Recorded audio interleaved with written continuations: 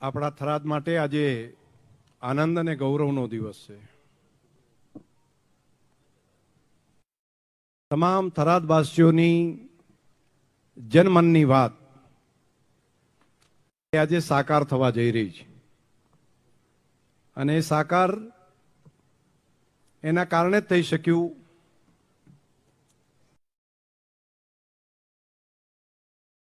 કે આપ સૌએ પ્રેમ આપ્યો અને પોઝિટિવ સરકાર માન્ય મુખ્યમંત્રીશ્રી અને માન્ય આરોગ્ય મંત્રીશ્રીએ ઉદારતાપૂર્વક આ સરહદી વિસ્તારની વાતને સાંભળી અને એના આધાર ઉપર આજે ખાતમુહૂર્ત કરવા માટે પધાર્યા છે વિશેષ આપણા બધાની વચ્ચે. અને હું એટલું ચોક્કસ કહું થરાદના પ્રજાજનો વચ્ચે કે જો માન્ય મંત્રી શ્રી આરોગ્ય ઋષિકેશભાઈ પટેલે આટલું ઇનિશિયેટિવ ન લીધું હોત તો આપણી આ હોસ્પિટલ આ રીતે મંજૂર તાત્કાલિક થઈ શકત નહીં.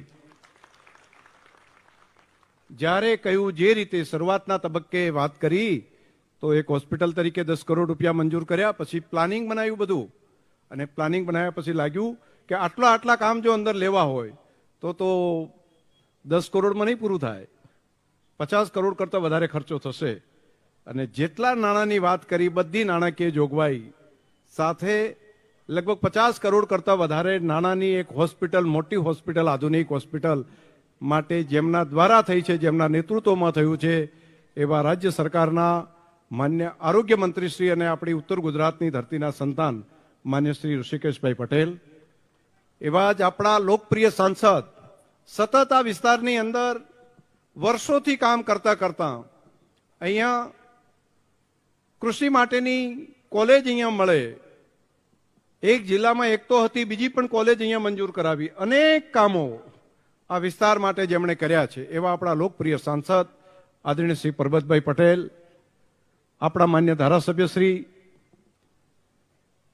પ્રવીણભાઈ, યુવાન ધારાસભ્ય શ્રી એવા જ પ્રવીણભાઈ માળી, એવા જ આપણા ધાનેરાના પડોશી ધારાસભ્ય માન્ય શ્રી માવજીભાઈ દેસાઈ, મારા ભલા માણસ, અને એક કામ માટે સતત જાગૃત રહી અને પબ્લિકમાંથી કઈ રીતે કામ કરાવવું. હમણાં નર્મદાના કામોથી કરી બાકીના જે જીઆઈડીસી બધું આમ હસતા મંજૂર કરાવી જાય છે એવા માન્ય શ્રી લવિંગજીભાઈ, માન્ય શ્રી બેંકના ચેરમેન યુવાન આગેવાન માન્ય શ્રી શવસીભાઈ, મારા મિત્ર અને પૂર્વ ધારાસભ્ય માન્ય શ્રી શશિકાંતભાઈ પંડ્યાજી, આમ દોડતા માણા, એવા જ આપણા જિલ્લાના આગેવાન, સિનિયર આગેવાન અને પૂર્વ ધારાસભ્ય માન્ય શ્રી ગોવાભાઈ દેસાઈ, અમારા વાઇસ ચેરમેન માન્ય શ્રી ભાવાભાઈ, આપણા આગેવાનો માન્ય શ્રી ગુમાનસિંહજી, પૂર્વ અધ્યક્ષશ્રી, સતત જેમણે આ વિસ્તાર માટે કામ કર્યું છે યુવા મોરચાથી કરી અને પાર્ટીનું કામ હોય કે બાકી રાજ્યસભાના સભ્ય તરીકે, અને સતત સુખ દુઃખમાં જિલ્લાની સાથે રહેતા માન્ય શ્રી દિનેશભાઈ અનાવાડિયાજી, એવા જ 20 મુદ્દા અમલીકરણ સમિતિના કેબિનેટ રેન્કના માન્ય અધ્યક્ષ અને પૂર્વ ધારાસભ્ય માન્ય શ્રી માવજીભાઈ પટેલ, એવા જ પૂર્વ મંત્રી આદરણીય શ્રી હરજીવન કાકા, હવે કાકા કહેવાય હો, મને કહે છે કાકા નહીં કહેવાનું, પંચાયતના પૂર્વ પ્રમુખ માન્ય શ્રી ચક્રવર્તીજી, સ્ટેજ ઉપર ઉપસ્થિત બધા આપણા આગેવાનો, તમામનું નામ નથી લેતો, સહકારી આગેવાનો, સામાજિક આગેવાનો, રાજકીય આગેવાનો, ચૂંટાયેલા પ્રતિનિધિશ્રીઓ, તમામ અહીંયા ઉપસ્થિત પણ બધા એટલા બધા આગેવાનો છે કે નામ લઉં તો પૂરું થઈ જશે ટાઈમ, એટલે તમામનો હું આવકારું છું. અને વિશાળ સંખ્યામાં થરાદ વિસ્તાર અને આજુબાજુના બધા તાલુકાઓમાંથી પણ જે આગેવાનો આવ્યા છે એ તમામને હૃદયપૂર્વક આવકારું છું અને બધાને કહું છું કે આપ સૌએ જે ભરોસો રાખ્યો હતો, આપ સૌએ જે મહેનત કરી હતી, આ જસ કોઈને હોય આ હોસ્પિટલ માટેનો તો મારા થરાદ વિસ્તારના પ્રજાજનોને છે, આપના ભરોસાને છે. અને આ કામને વિનમ્રતાપૂર્વક આપના ચરણોમાં મૂકું છું. આ સૌ પુણ્યના અધિકારી પણ આપ સૌ છો, તમારા બધાના કારણે કરીને આ કામ થઈ શક્યું એટલે આપ સૌને વિનમ્રતાપૂર્વક આનો જસ, આની ક્રેડિટ એ મારા થરાદ વિસ્તારના પ્રજાજનોને આપું છું કે તમે બધાએ જે ભરોસો રાખ્યો એના કારણે કરીને આ કામ થઈ શક્યું. એક સપનું તો આપણું હતું જ, પરંતુ એ સપનાને સાકાર કરવાનું કામ અને પુણ્યના ભાગીદાર એક થરાદ વિસ્તારને માત્ર આનો લાભ મળે એવું નહીં માન્ય મંત્રીશ્રીએ કહ્યું એ પ્રમાણે, પરંતુ અહીંયા પડોશમાં વાવ હોય તો એને પણ ત્યાંથી આવેલા દર્દીને પણ એનો લાભ મળશે. એ બાબર હોય, સુઈગામ હોય, લાખણી હોય, દિયોદર હોય, ધાનેરા હોય, અહીંયા સાંચોરથી કરીને રાજસ્થાનનો વિસ્તાર હોય, શેખ રાધનપુર સુધી પણ, અને કચ્છથી સાંતલપુર પણ હવે ભારતમાલા મળ્યું છે તો લગભગ ત્યાંથી પણ બહુ જલ્દી અહીંયા આવી શકે. આ તમામ લોકોને આનો ફાયદો મળશે અને એના પુણ્યના ભાગીદાર આપ સૌ થશો. એટલે આપ સૌને સમર્પિત કરું છું.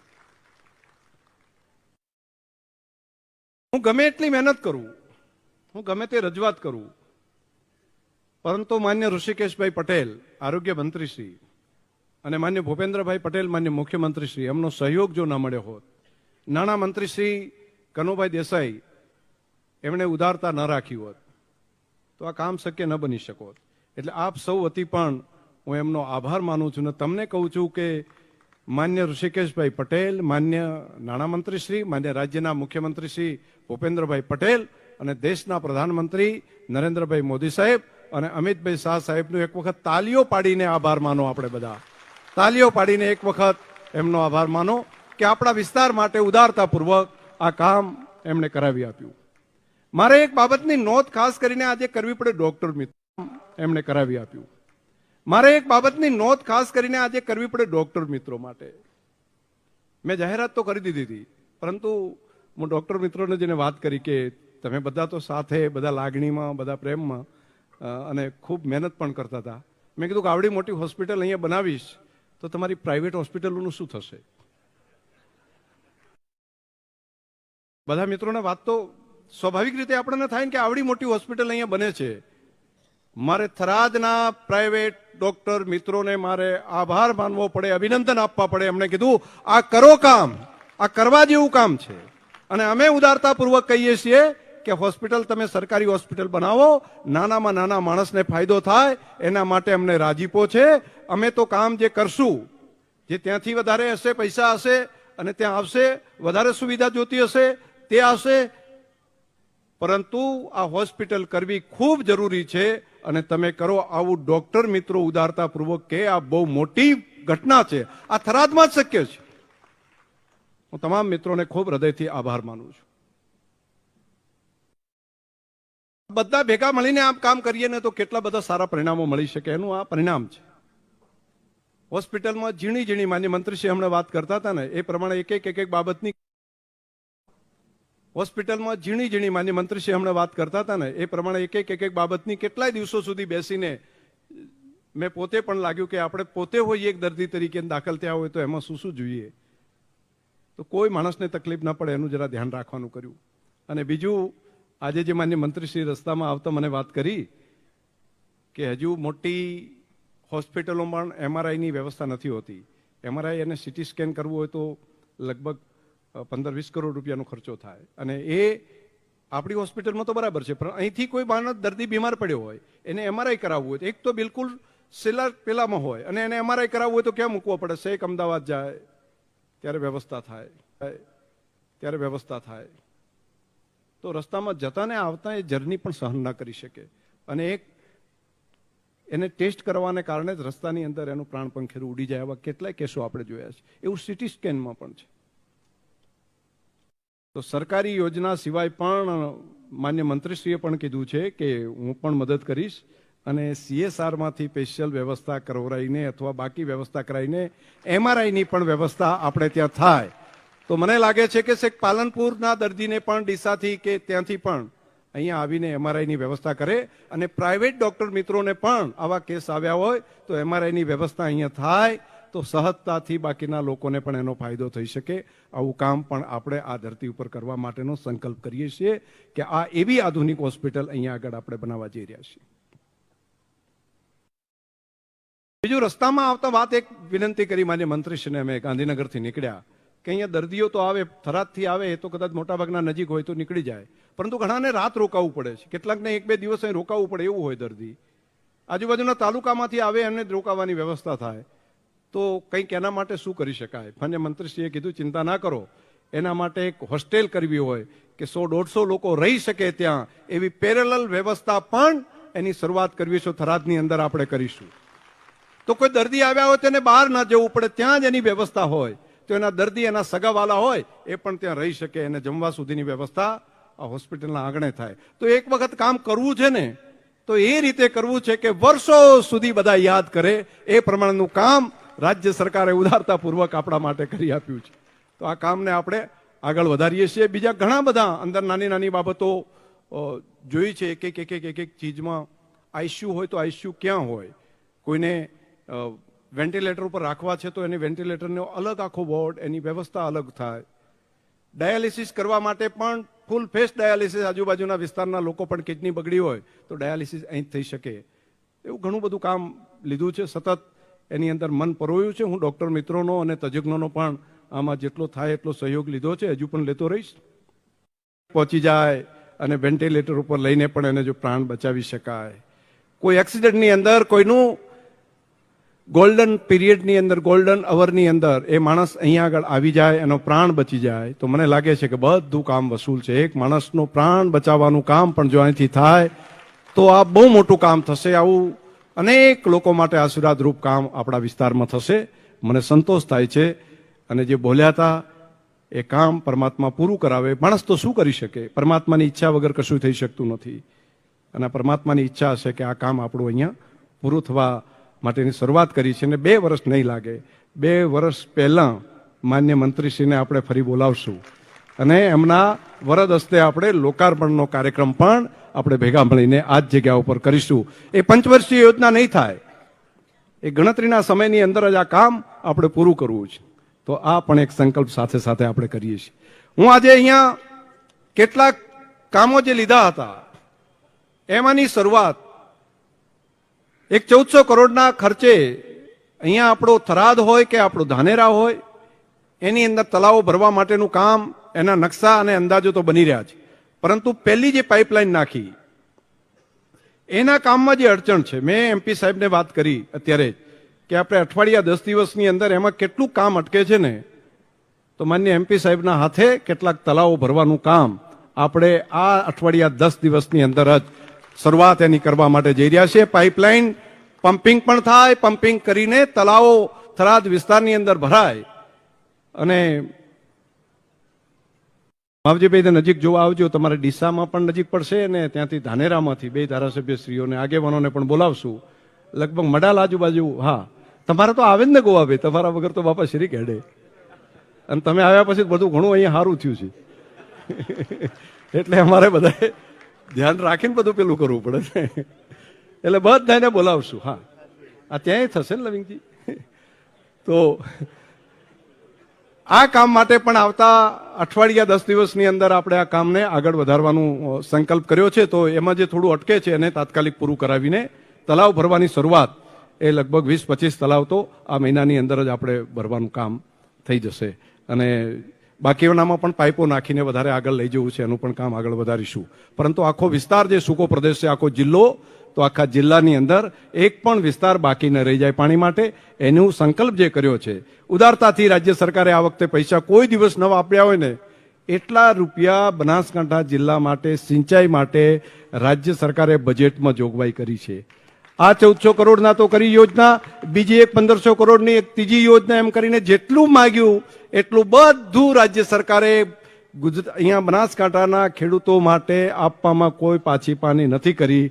આ હું જાહેરમાં શું કે અધ્યક્ષ તરીકે હું જોઉં ને એટલે નાણાકીય મને સમજણ પડે. આટલી ઉદારતા ક્યારેય ન રાખી હોય એટલી મોટી ઉદારતા આપણા જિલ્લા માટે રાજ્ય સરકારે રાખી છે. તો મને લાગે છે કે આપણે રાજ્ય સરકારનો આ વાત, એનો ગુણ પણ ભૂલાય નહીં. મોદી સાહેબે પણ ઉદારતાપૂર્વક કંઈ પણ યોજના હોય તો નાણાં આપવામાં કંઈ બાકી રાખ્યું નથી. તો આ બાબતને પણ આપણે બધા યાદ રાખીએ. આજે થરાદ શહેર માટે કેટલીક યોજનાઓ મંજૂર કરાઈ છે, એનો હિસાબ પણ તમને આપું. કેટલીક યોજના પણ આપણે બધા યાદ રાખીએ. આજે થરાદ શહેર માટે કેટલીક યોજનાઓ મંજૂર કરાઈ છે, એનો હિસાબ પણ તમને આપું. 21 કરોડના ખર્ચે અહીંના લોકો શુદ્ધ પાણી પી શકે અને જે એરિયામાં પણ વ્યવસ્થા કરવાની છે એ આખા થરાદ શહેર માટે 21 કરોડ 22 લાખની એક યોજના તૈયાર થઈ મંજૂર થઈ ગઈ છે. એની પણ જાણકારી બધાને આપું છું. એનું પણ આ અઠવાડિયામાં આપણે ખાતમુહૂર્ત કરી દેશું. ભૂગર્ભ ગટર યોજના માટેની બધાની જે માંગણી હતી એના માટે પણ 23 કરોડ અને 32 લાખ રૂપિયા એના માટે પણ મંજૂર થયા છે. એની પણ આજે જાહેરાત અને કામને પણ આગળ વધારીએ છીએ. નગરપાલિકાને લાઇટનું બિલ વધારે ભરવું પડે છે, પમ્પિંગનું બીજું ત્રીજું, તો એક નગરપાલિકાનો સોલાર પ્લાન્ટ બને અને લગભગ 3 કરોડના ખર્ચે એની સોલારની લાઇટો જ લગાડી દઈએ, જેથી કરીને એને બિલ રોજે રોજ ભરવું ના પડે, લાંબા ગાળા સુધી એને ફાયદો થાય. એની પણ વ્યવસ્થા, એની મંજૂરી મળી ગઈ છે. કામ એનું ચાલુ કરાયું છે. ટાંડા તળાવ માટે ખાતમુહૂર્ત એ પણ આપણે આ અઠવાડિયાની અંદર આપણે કરી દઈશું. એના સુશોભન માટે એક સરસ મજાનું સરોવર તૈયાર થઈ ગયા.